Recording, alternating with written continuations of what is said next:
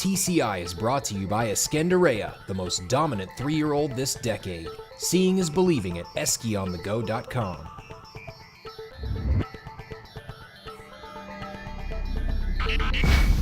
Welcome back to TCI, your inside track to the Triple Crown. I'm John Siegel alongside Joel Cunningham. Joel, for weeks now we've talked about maiden madness, a lot of young horses who have serious hopes for making it to the Kentucky Derby.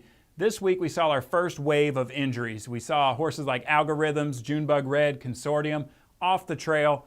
That has to give those horses that don't have so much experience a lot of hope to make it to the Derby. I think it certainly does. I mean, Animal Kingdom, just look at last year, wasn't a household name right now. Everybody thought he was just a turf horse, but with that rash of injuries last year, we saw a lot of talent go by the wayside, and attrition's something you have to deal with every year with these horses, trying to make it to the Derby, John. Right. You know, last year a little more than a regular year, in my opinion, but finally we've seen our first wave this year. As you mentioned, Algorithms.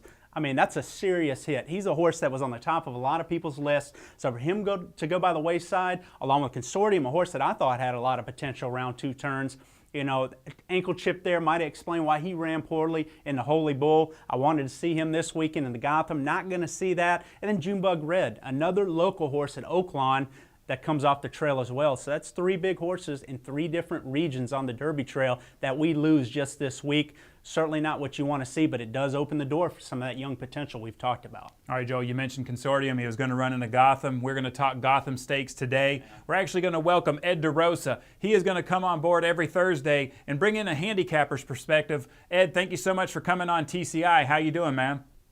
Doing great. Really excited about this race. It's a deep field, and with 9 weeks to go before the Derby, all eyes are going to be on this race for sure. Well, Ed, let's talk about the Gotham a little bit. You mentioned it was a deep field. This is a true handicapper's race in my eyes. You have 13 in here, and you really have a mix of a lot of different kinds of horses shipping in here, a lot of them stretching out for the first time and trying stakes company. How do you see it unfolding?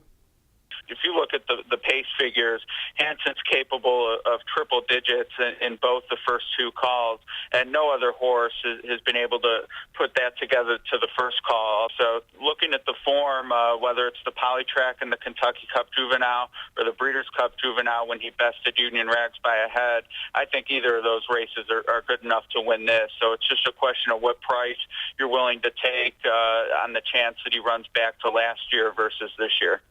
So then, Ed, looking at the Brisnet Ultimate PPs, do you see any other horses in here that could challenge Hanson? King and Crusader are certainly the first name that comes to mind. He's a horse I'm going to be taking a long look at, and Pretension is a horse that I think has some tremendous upside. He's certainly shown a lot more ability since he stretched out, so I think first run is really important in a race where you might have lone speed. All right, Ed, we brought you on here to handicap. You got to tell me, who's your pick in the Gotham?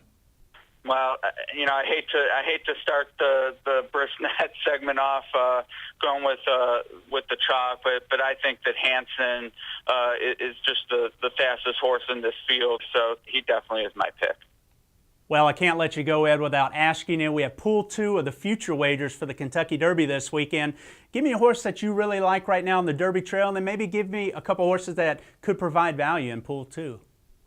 Union Rags is my most likely winner, but in terms of future wager value, I'm going to be looking at Take Charge Indy and Midnight Transfer. Hey, Ed, thank you so much for coming on TCI. We look forward to talking to you again next week. My pleasure, guys. Looking forward to talking with you. That was Ed DeRosa with Brisnet.com. Joel, he says that he thinks Hanson's going to be the lone speed in this race. Do you agree with him? I think Hanson has the capability. He's brilliant enough to be the controlling speed, John. But, you know, you get 13 young horses in a race like this, a couple of them stretching out for the first time that have shown some brilliance around 1 turn.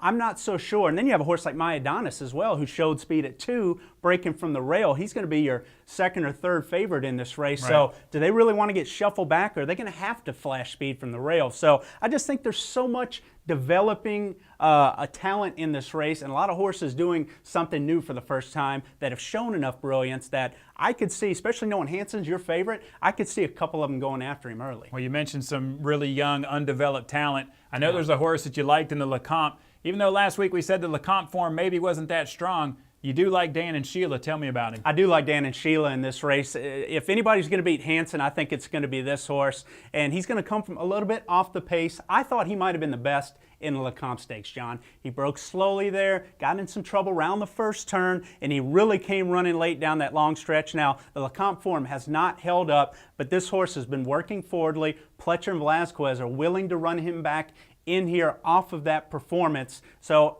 I give him a big shot. You know, anything on paper right now, speed figure wise, shows he doesn't belong, but I really think that he is a step forward in the tank. So I like Dan and Sheila to be a player in here if Hansen doesn't run his race. All right, Joel, let's keep this theme going where we've always talked about, are there some horses we need to keep an eye on? Are there any other races this weekend that we should be watching? You know, you have the John Battaglia Memorial, John, but that is on the synthetic track at Turfway, and it's a prep for that Spiral Stakes. So, you know what, it'll be interesting to see if Mr. Prankster, who's been the best local horse there, can continue on his role and take him into that Spiral as one of the favorites. But he's going to face State of Play, another Team Valor horse that's a turf horse that should like the synthetic. So might be a race that could have an impact on the Bluegrass and the Spiral, but I want to see those horses eventually show some quality on the dirt. All right, thank you, Joel. Thank you guys for watching. Make sure you come back on Monday. We're going to have a TCI Top 10.